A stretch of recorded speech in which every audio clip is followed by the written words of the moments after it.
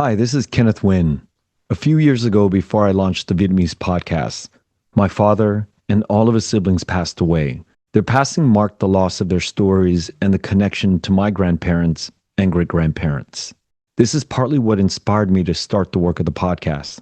Many of you still have the opportunity to record and preserve the legacies of your own families. I've just begun to sit with a few families now for interview sessions to record the rich histories of their parents and the lives of the generations that preceded them. Don't let your family's stories go untold. Take a moment to reach out to me, and together we will bring out your family's story on a recorded journey. I've included the link in the episode description. Visit VietnamStoryBank.com today for more information. My name is Andrew Lam. I was born in Vietnam. I left at the end of the war at age 11. Became a writer after I graduated from Berkeley as a biochemist, and then went to San Francisco State to get a master in creative writing. Just because, next thing you know, I became a journalist, and I cover Vietnam, Cambodia, Thailand, Indonesia, and really Hong Kong. And wrote 3 books, and I have a next book coming out called Stories from the Edge of the Sea. Welcome to The Vietnamese. I'm your host, Kenneth Nguyen. Being part of a culture of nearly 100 million Vietnamese people in the world today comes with a lot of pain, proud history, and privilege. Join me as I highlight and explore the Vietnamese experience from all over. Thank you so much for coming on, Andrew. We had corresponded when I first started the podcast 4 years ago, and I think it was during COVID. You were locked up and you were in country. And so we were just trying to figure it out, and I dropped the ball. So I apologize for that, but here we are today. So thank you so much for coming on. Sure. I'm back in San Francisco, but it was really a strange moment in my life because, my father passed while I was stuck in Vietnam. And it was one of those moments where I continue to have regrets because I always thought I would see him again, because since 2018, I started moving back to Vietnam, at least temporary, since I stopped being a journalist, and I just went back and forth, and I did not see COVID coming. And so when the country shut down, it became a watershed moment for me as well. I'm sure for everyone, because the world seems to completely shifted from that time, and so I never got to see my father again. And it's one of my biggest regret. And things have a lot changed since then. But I finished to finish another book, so at least there's something that came out of it. I do want to begin with your father. And I think I share a lot of the sort of experience of having a father in the South Vietnamese government's military. But your father was a general, and my father was a captain. And I don't think that my father lived out the uniform as much as your father did. Your father lived and breathed it. And so I wanted to ask you, your father was a big figure in the country at the time, but I want to know how that has affected you in terms of his perhaps overshadowing any future sort of endeavors that you wanted, or dreams and hopes that you wanted to do in your life. Did you ever sort of relate back to his successes and think that you had to be better than him? Yeah, I mean, if you read my first book, Perfume Dreams, so much of my father loomed large in it.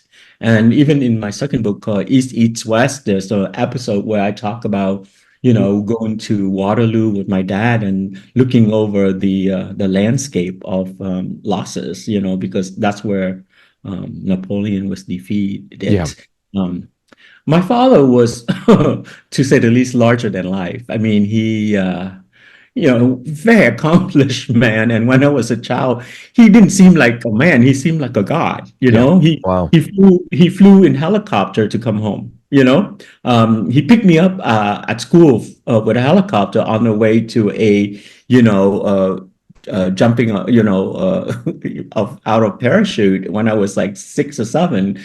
Um, he shot, he taught people how to shoot guns, and he designed military tactics that won him, a lot of battles.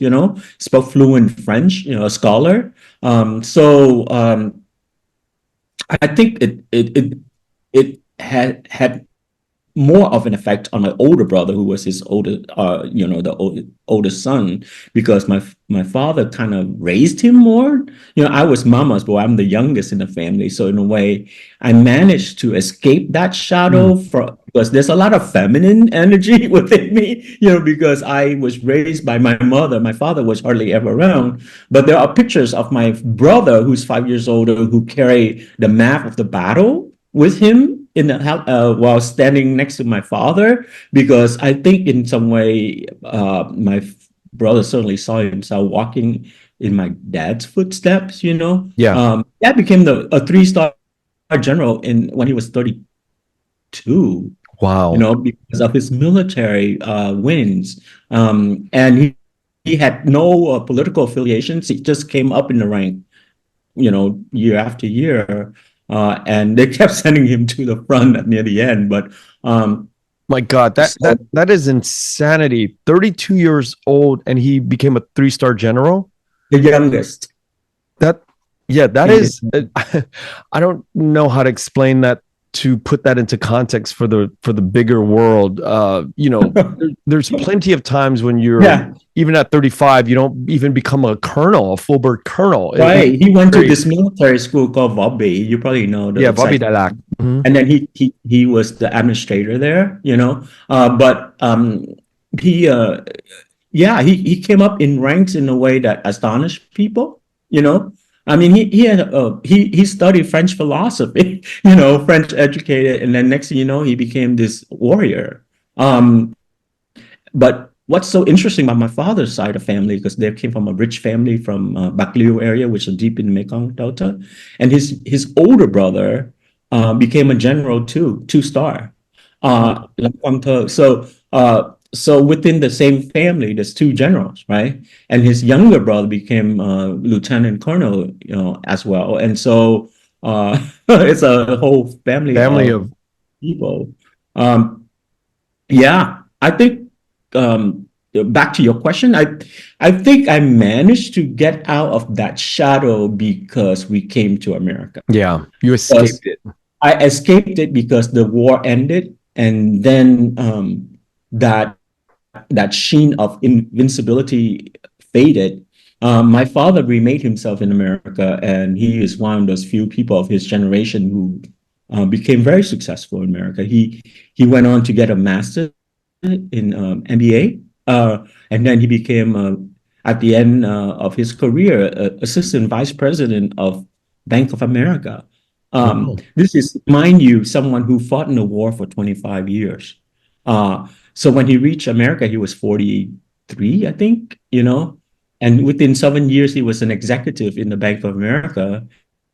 And when he passed, he wrote 3 books in English. And so, it's not something that, most Vietnamese of his generation can claim. But I'm always grateful for that, because in a way, I grew up in an atypical Vietnamese refugee family, because by the time I was in high school, we were already in middle class, because, after 3 years in America, my dad, with his salary, bought us a house, So while other kids were still struggling because of, broken family, refugee experience by both people, as we were already, going to Europe for vacation. So if there was a shadow, there was also the benefit of having such a accomplished man as a father, because I went blissfully on with my American life, which is to say very ironic, because I'm the youngest in the family. I forgot how to speak Vietnamese by the time I went to high school. And yet I became a writer who explored Vietnamese history as an adult, and now probably as an old man. But, it's one of those things where, the apple doesn't fall far from the tree. you Yes, know. yes. You, Um, you, you yeah, know, there's this other side that we as children of this first generation, these heroes in a certain context, heroes within sort of their ranks and their world.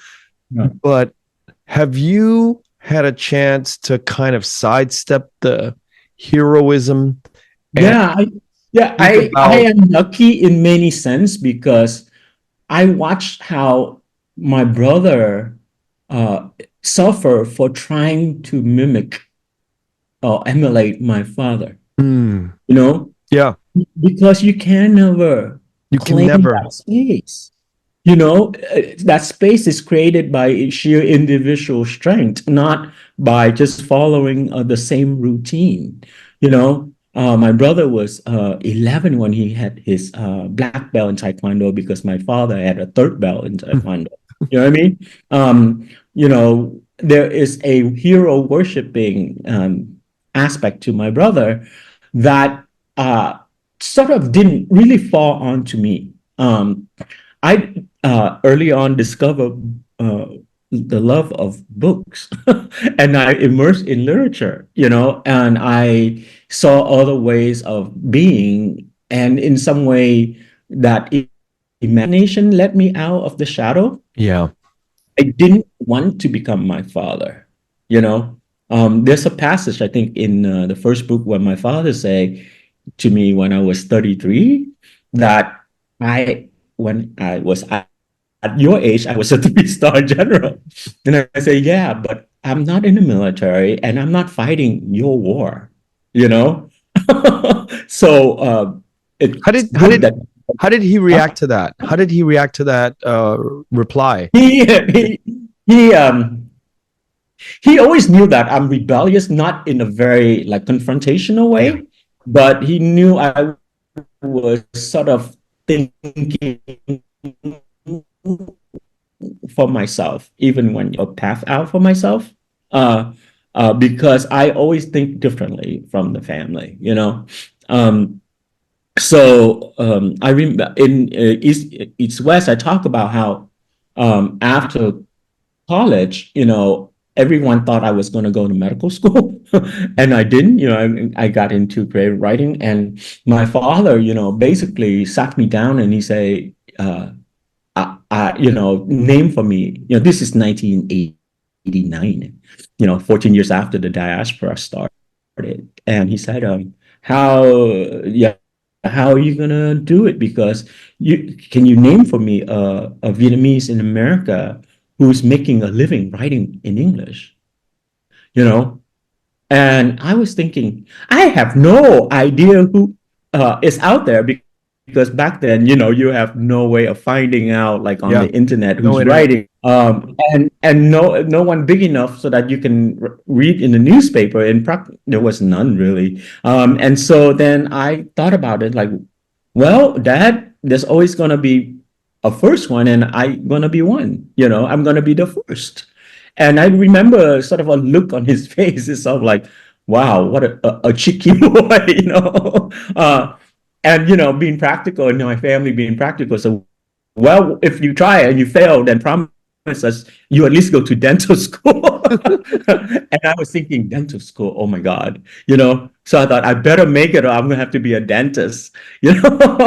But do you ever look back and because the writing route is very difficult and it is strenuous and sometimes very stressful about money, did you ever Yeah. stop in those years going, I really wish I followed my mom and dad's plans?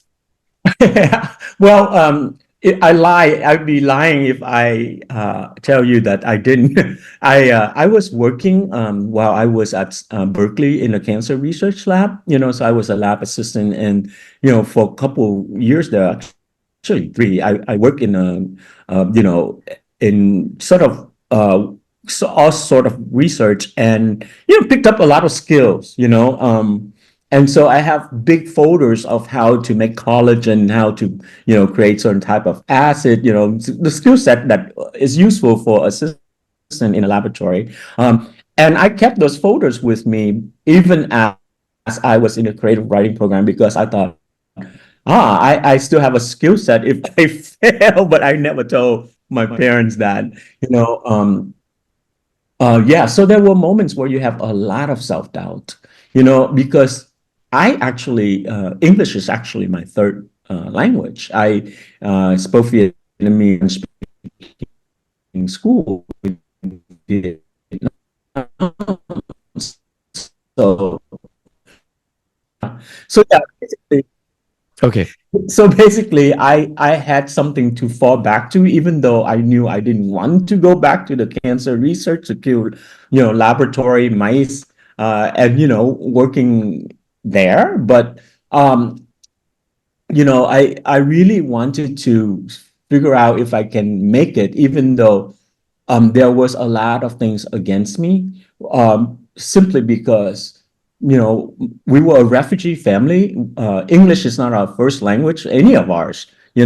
Most people during that time were trying to find jobs so they can buy a house. And here is someone who has this fanciful idea, 15 years into the diaspora, to wanting to be an American writer. You Were know, you were you one of the first guys to get published? Because I Yeah, know, pretty much. Yeah, I guess so. I mean, yeah. I got published in LA Times in 1989.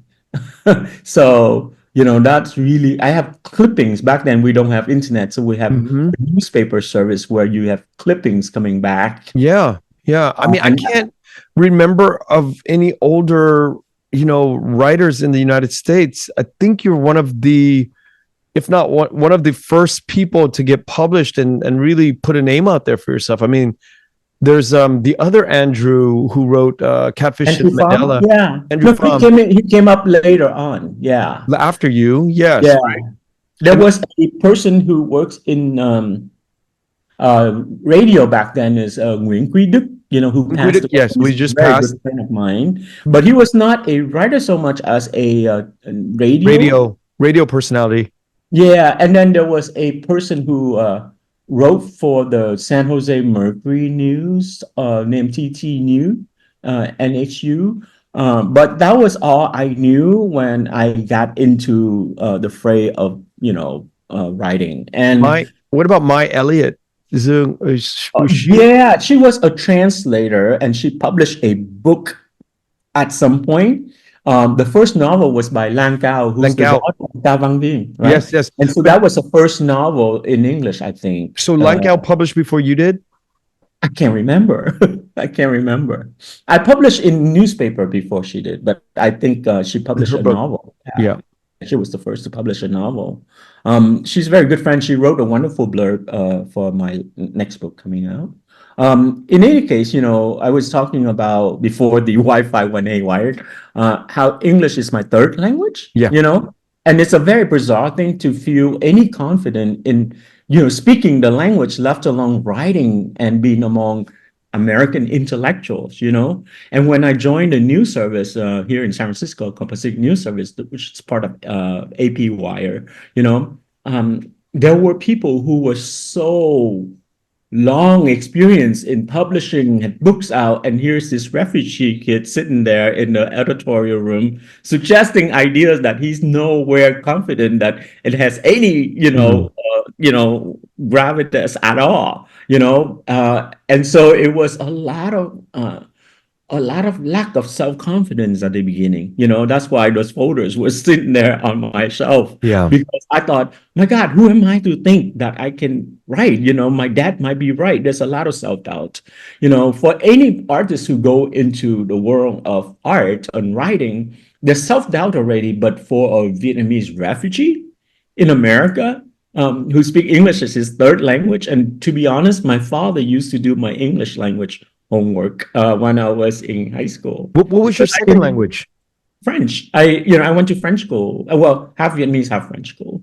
And so I didn't speak English when I came here. How old were you when you came? 11. I was turning almost 12. Oh, wow. So that's very late to be learning English. Yeah, it was a very strange time because, I'm writing a piece right now for a magazine about how it's very odd for a certain type of refugees of my age group because you not only lose a country, but you lose your childhood at the same time. Because I was migrating not just out of Vietnam, but out of a world of wonders, and so English, became part of me just when my voice broke, you know, and so it was a very magical language because we didn't know about the birds and the bees and nothing. And so my older brother, in my family, my dad did not like us speaking English, at dinner time or anything, because, he wanted us to keep the language alive, Yeah. Vietnamese language. Um, Although he spoke French fluently, so then he always like inserted French into Vietnamese, although I don't think he think French is a foreign language to him anyway. That makes a lot of sense. I get it. It's very weird. Yeah. He would like, when he drunk, he would recite a French poem, right? But he say, "Don't speak English in the house." English. And so, but I couldn't help it because that's how I moved out from the realm of his control. And my brother would say, "You know why you have this voice now that sounds like a duck? You know, it's because Dad told you not to speak English in the house, and you speak so much of it that you shattered your vocal cord." And then I believed him because no one told me about the birds and the bees. So I thought, oh my God, I spoke French as a kid and they didn't do a damn thing. And here I am speaking English, and it changed me physiologically inside out. I'm growing hair and my voice broke. So then I thought, my God, this language is amazing. It's like magical incantation, you know. And so I kind of went with it because, like, what else do I have? Yeah. Yeah. Now, are you still close with your brother?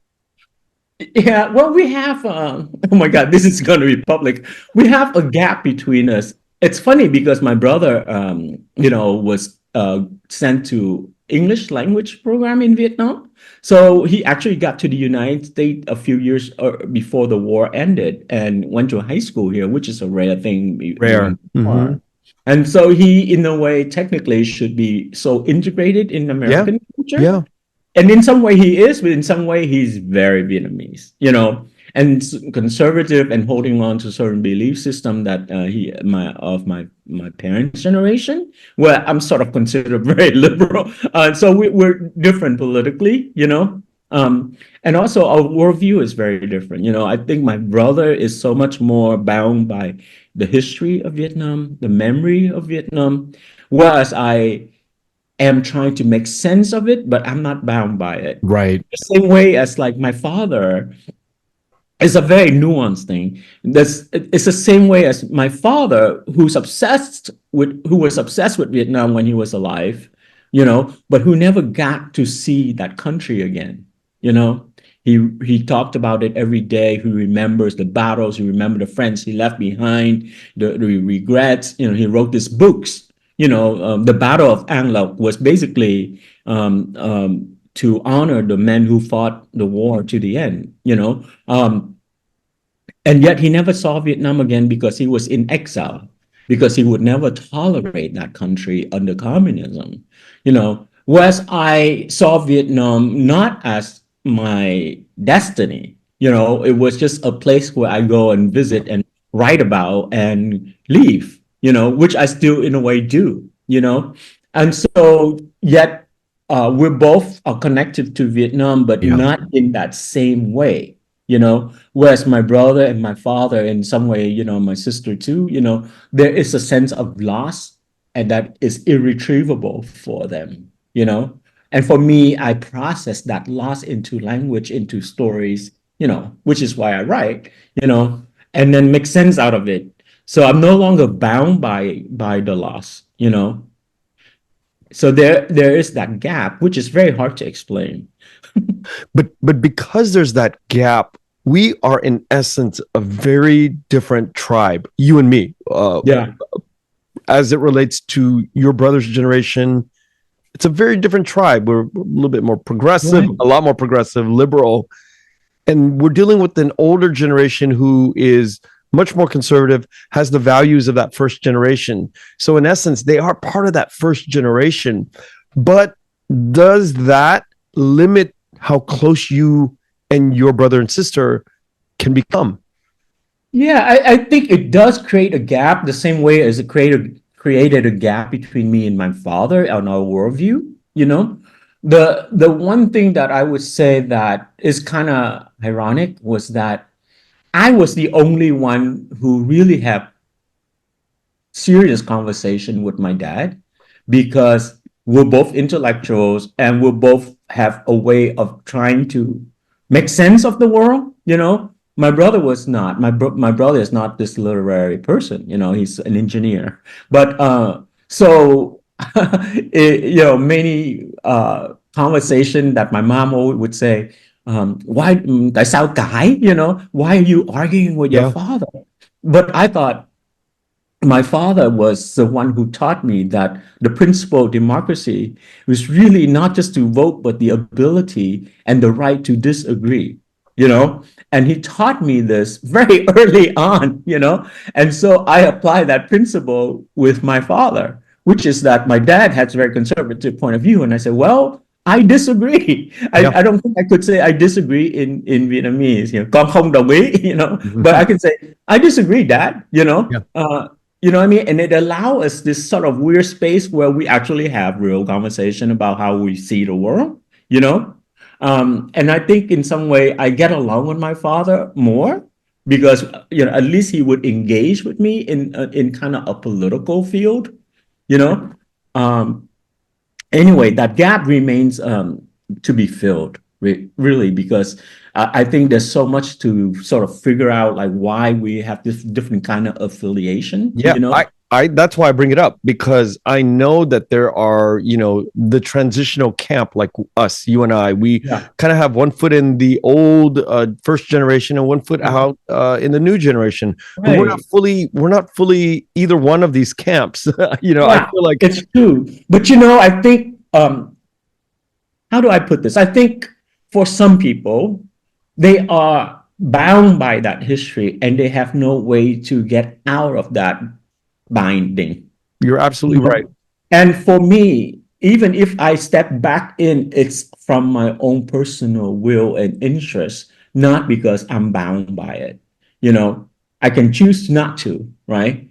And I can choose not to let it own me because I have processed it through writing and so on. Mm-hmm. Right?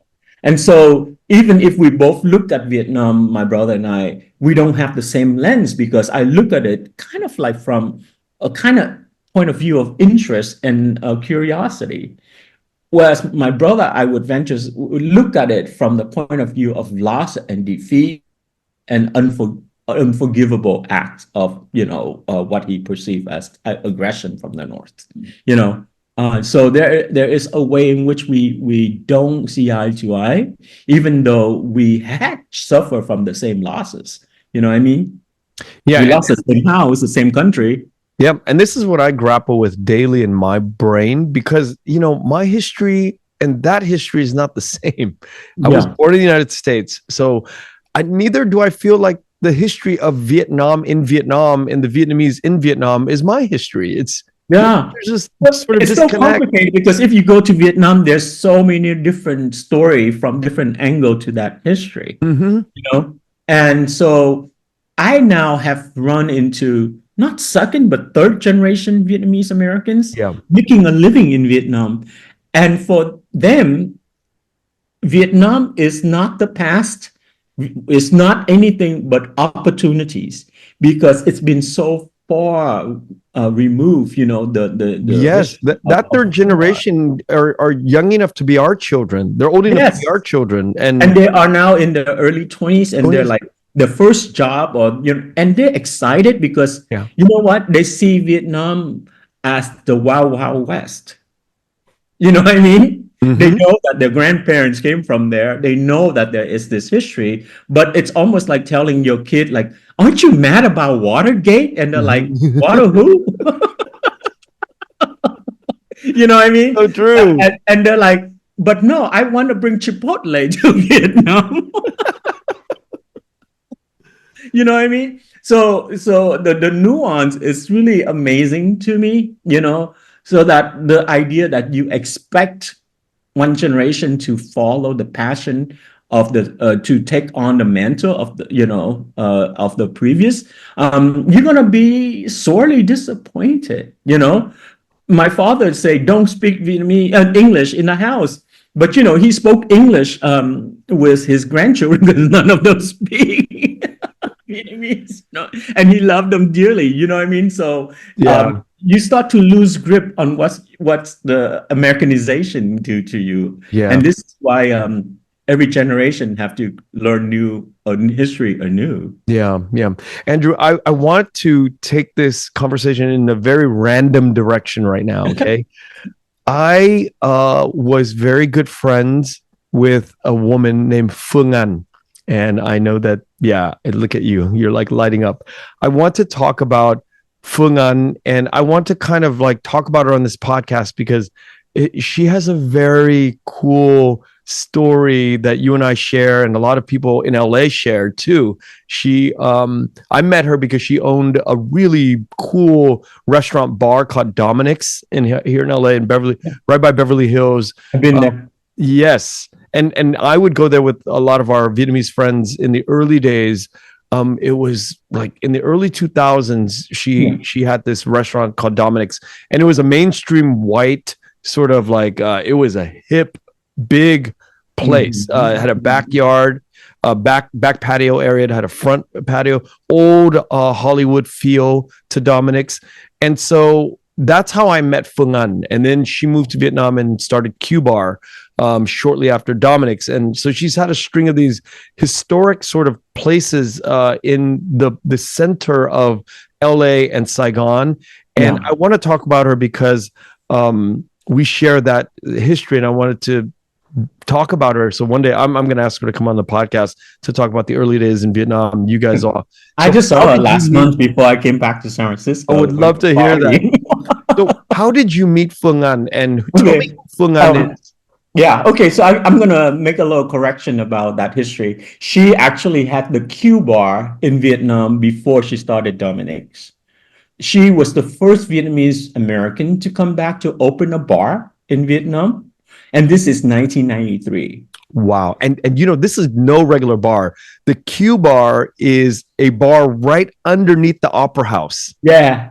So it's not like it's some random restaurant. Yeah. So she's one of those amazing people that I met over the years, and I wrote about her in Perfume Dreams, and I also wrote essays about her. And one day I remember she called me up and sounding really angry because she read it in the newspaper. And I talk about her new, all these movie stars, and how she always like so chic, and even though she was a boat person, and her siblings died on the boat and so on. And I thought, my God, maybe I went too far. And she said, Andrew, I don't wear Versace. It's too gaudy. That is totally her. She has this very simple and bold flair, this style that is just so deep. And so there is this photo that you Vietnamese. should look for. It's called from this group of photographers that were allowed like a week in Vietnam very early on, and they took photos. Chicken shot. Yes, and so it's the one of the most famous is by oh my God, Canal. Her first sorry.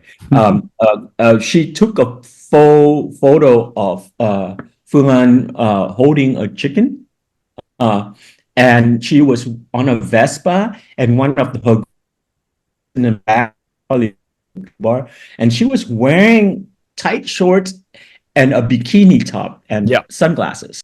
So and that photo sort of went viral because it's so iconic of Phương An, but it's also really daring because you have to think this is like mid-90s, and And So let me explain this picture to everybody. This yeah, picture is iconic. She is on the back of a motorbike and she pulls over, maybe it's a stall or something, and she buys a chicken or something. She's holding the chicken by the neck, yeah, and a live chicken. a live chicken. And I was at my friend's house, his chic apartment, a film director. And this was just a few years ago. We were just and he had this poster of Fung An in the thing. I was like, oh my God, that's a picture of my friend.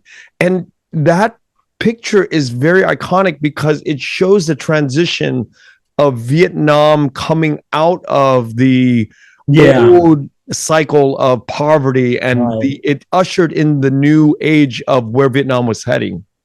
Yeah, I mean, it was early. It was Very early early. for that signal, but Funan was always like ahead of the Yeah. trend, and so and I have to say that so the name is Catherine Cornell. Please forgive me, Catherine. She's a good friend. We actually worked together on National Geographic. But anyway, so that was iconic, And it's incidentally, we were Funan and I were in Vietnam like a couple years ago, and Catherine was back, and she had a book of photography where I actually wrote the forward for.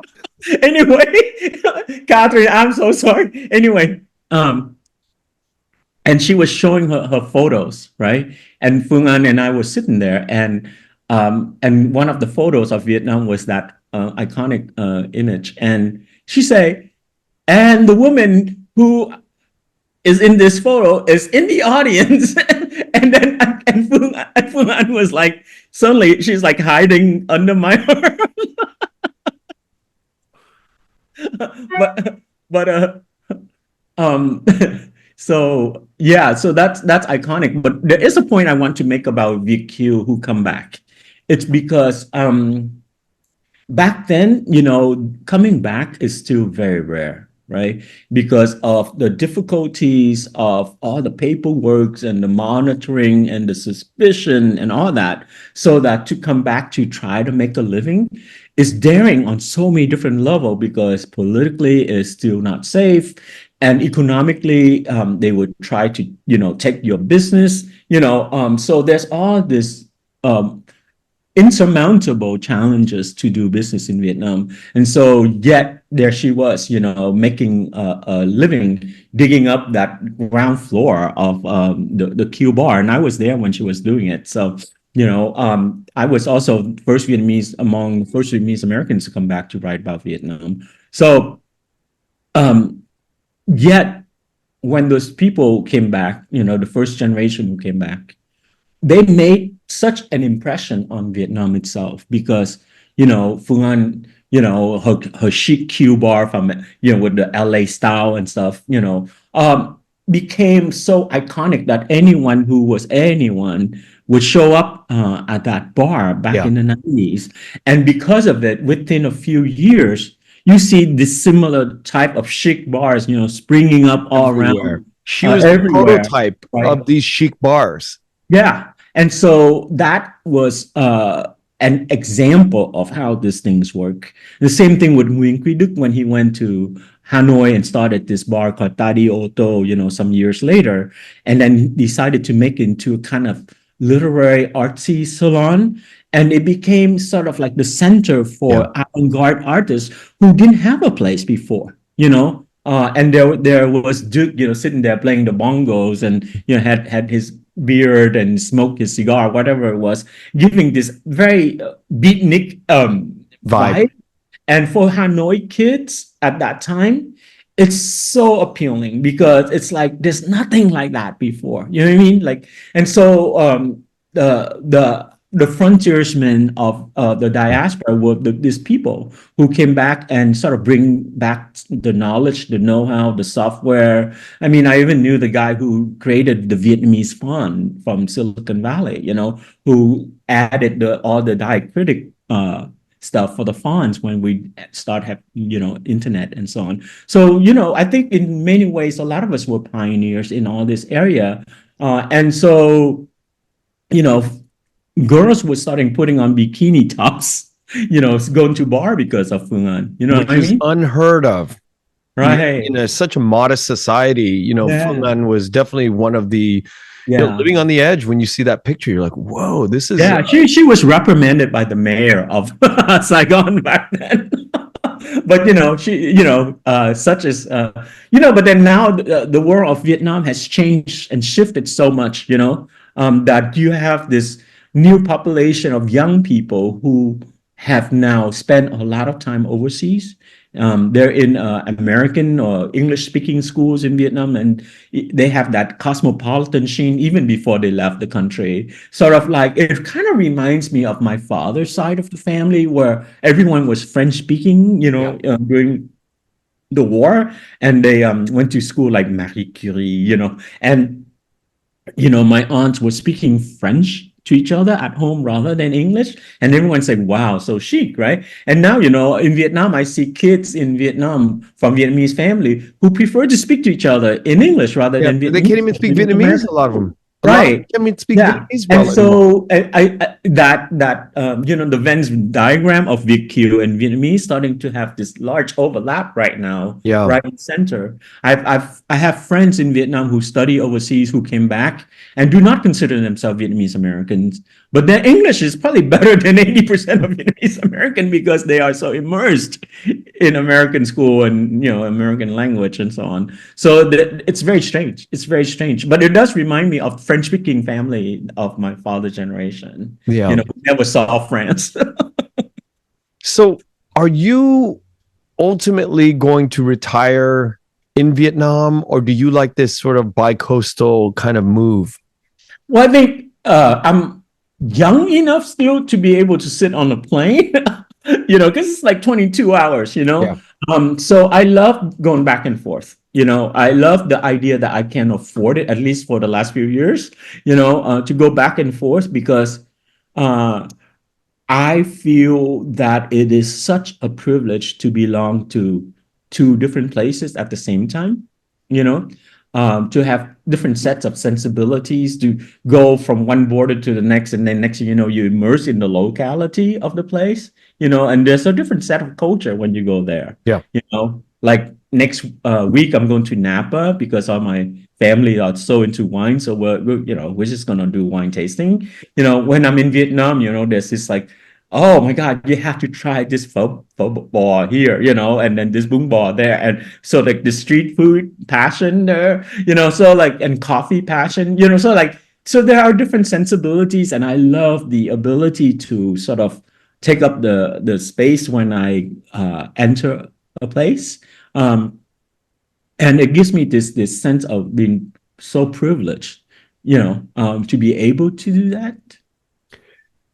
As a writer and somebody who's exploring the culture, the ever-changing culture of Vietnam, are you sometimes thinking, because it's not that I have this dark view, but sometimes I feel like I'm chasing something that I feel like is changing, but there's a lot of stagnation there as well. And I call it dark because when I think of the culture not changing and not being better, it's just a really dark feeling for me. So do you have this feeling that Vietnamese culture throughout Vietnam and here in the diaspora is a stagnant in terms of the way we're looking at each other across the ocean?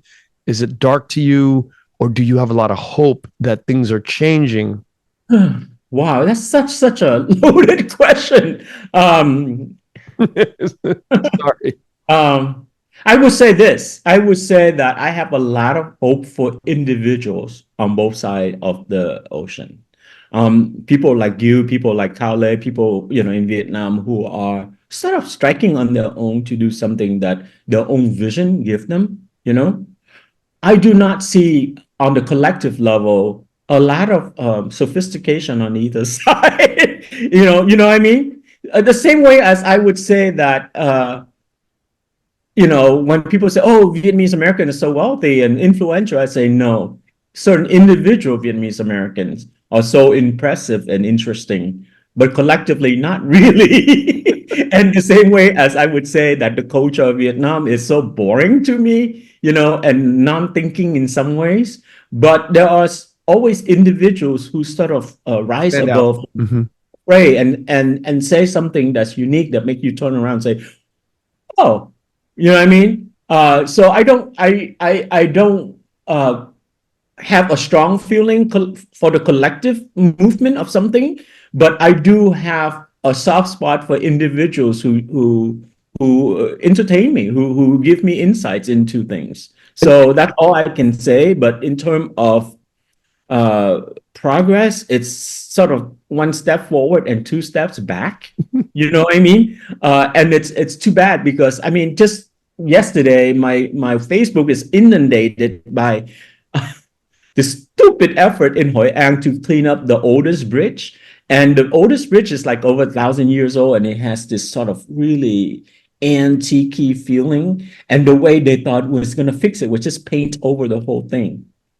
And now it looks like someone just built it for Disneyland, you know, and this is the sensibility that I would say the collective aesthetic sense. You make everything new so it looks better, but the visitors were going there because it's an ancient fucking bridge. Wow. You know what I mean? Travesty. It is a travesty, but when you ask me about the collective aesthetic, that's what I think of, which is that they don't get it. They don't get it. The same way as like where I grew up is Dalat, and its beauty was the nature. And what do? They make it into a pseudo, D-ride Disneyland where all the falls, with natural water coming down, suddenly now have seven dwarfs, standing by the water, or, Bambi looking stupidly on. And to them, aesthetically, that's somehow supposed to attract tourists, but it just look stupidly like unthinking, and so if you ask me on a collective level, I don't think there is sophistication yet, and that hasn't really came up. But individuals who have visions always strike me as interesting, and maybe they change things like the way Phương Anh did, all those years ago. You know what I mean? Yeah, I heard that's what has happened in Fukuoka. It's just the Disneylandization. Disney, there are like a Venetian kind of look, but like pseudo, because everything is just facade and everyone's a copy of a copy.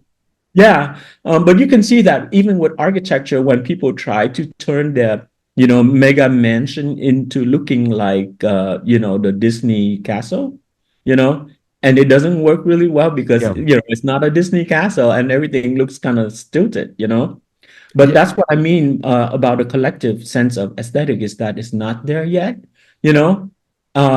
So then I would say culturally it's not that appealing to me, a lot of these things. Same thing with literature, because people say you should read this person or read that person, and I can read in Vietnamese, but I'm not impressed because they are so hampered by self-censorship, the same way Vietnamese American literature is not allowed to be published mostly in Vietnam because our work is considered, phản động or anti, communist propaganda, because, the moment you say I was a boat person or I was a refugee who fled persecution, there is already a disagreement, because the official point of view is that all Vietnamese who left were economic refugees who were looking for better life elsewhere. Right. So even the starting of that narrative already is is charged.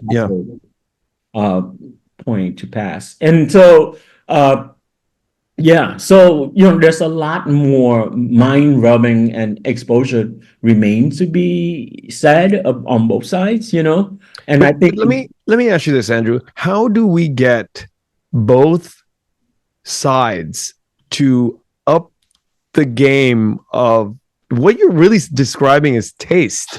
Let's just be blunt about this, because where does taste come from? Like when you told me about the Hoi An Bridge, I'm thinking the Japanese would never do something like that, right? They would probably take a year to kind of figure out, how do we create this? How do we fossilize this antique that's been around for 1,000 years? How do we make it? How do we make it create this sort of ember in fossil record to make it just shine, but shine in a way that just, works with the 1,000-year history of that bridge. We don't do that. We have not. So where and when and how is this going to happen throughout the arts, the creative psyches of our artists, both in Vietnam and the Vietnamese American diaspora?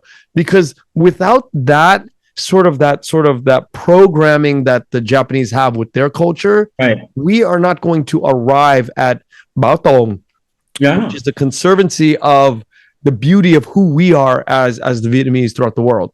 Yeah, it's going to be it's going to take a long time. I think because the dynamics are very different on this side of the sea than the other.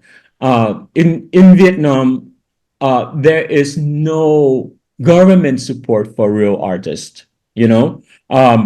I can tell you from just the literary point of view, I've been invited to Hong Kong, China, Singapore, Bali, book festivals, right? Vietnam is claiming to be the next tiger. It does not have a book festival. It does not have a way in which it rewards its own with acknowledgement of artistic accomplishments. If you fly into South Korea, they have a K-pop museum in the airport. They saw their culture as a soft diplomacy entity that they can influence the world with. They actually have a collective effort to bring up their culture and create this pride, right? In Vietnam, it's sort of like stuck in slapstick and, same kind of comedy that, was influenced by Paris by Night, still play out in Vietnam. People still watch Paris by Night daily, and laugh at the old jokes and stuff. So, but I mean, it can't be strictly, I mean, I'm not saying you're saying that, but it can't be just government directive that could pump up. I think no, but what I'm saying is that not only in Vietnam is it not recognized, it is hampered by censorship. Okay. So everyone who writes something that may mean something thinks twice about publishing it for fear of, being punished. Retribution, yeah. Yes, and so people self-censor themselves all the time, right? And because of that atmosphere, there is no such thing as an intellectual gathering without government approval. There is no space in which you can rub minds and say, I disagree with that point of view. Oh, this book is really critical of the way government did this and that, right? There's a subtext to this, and we should look at this other book by Orwell on, 1984 or Animal Farm and why it influenced the way, literature came out. That kind of intellectual conversation really doesn't exist because there is this fear that people think too deeply and create work that actually might say something meaningful and change the minds of Vietnam, right? And so there is this, not only is it not being lifted, it is actually being hampered by censorship, by the lack of freedom of expression in that country, And so you see people who write pieces that may be interesting because it capture vignettes of đồng quê, life in the rural or poverty of certain group of people, but it dares not to have a macro statement to say, this is the result of, and so because of that, there is no real breakout work that gives you this sense of, wow, this thing is like changing the way we look at everything, right? Okay, so let me build on top of this. This is my theory that I'm positing. Like, the more I hear this about this sort of idea of government and censorship and everything, I almost feel though that it is part of the Confucian culture that manages top down.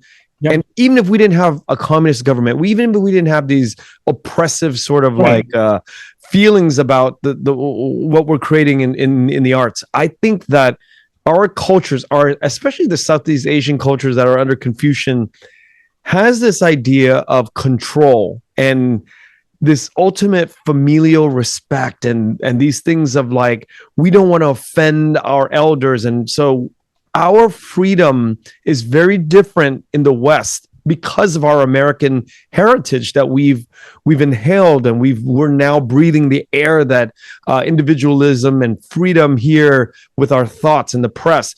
And I think it's a cultural thing that the party in Vietnam has dawned on as a result of the culture of being a top-down culture, a closed culture, a private culture that has taken on the form of government, censorship, all this Yeah, stuff. so And how do you separate all this, you know? yeah, so they're not mutually exclusive. Confucianism and communism sort of play into each other to Yes. create this sort of like the an air of stiflement, if that's a Yeah, word. because you think about our families in the US that don't want to Right. talk about politics, then they That's control what I say. their I mouth. can only say I disagree with you, Dad, but not con không đồng ý Yeah, với cha. exactly. It's Confucian control. And Yes, we got to yeah, talk about and that level. that actually, this is not just Vietnam, because if you look at China, it's very much the bigger version of it, where anything that dares pokes out get hammered down, right? And so there are artists, of course, Wei Ai and people like that who say something unique and important, but usually they're exiled, right? Yep. Uh, there was a writer named Yung Tu who wrote kind of daring pieces back in the 80s. And, next thing you know, she's forced into exile, even though she was a communist member, Right. because she criticized cải cách ruộng đất and, cultural revolution and so on. And so, so people saw her as an example of what could happen when you actually speak up.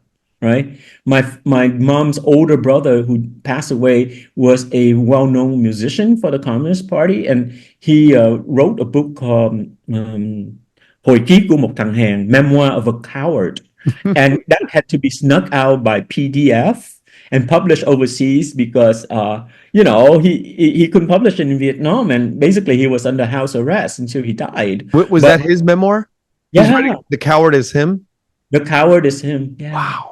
Because he couldn't speak up, and he talked about under communism, and I did a documentary called My Journey Home on PBS, and Yes, yeah. he's in it, and he is cut out, but basically there was a moment where he opened his closet full of romantic music he wrote in the dark, with like his organ really silently played so that he can know the music. But then he wrote it and he put it away in the closet, because during that time you're not allowed, during the war, to publish romantic songs, because that's take away the strength to fight the enemy. So he had hundreds of songs that he wrote that never saw the daylight. Literally, is in the dark.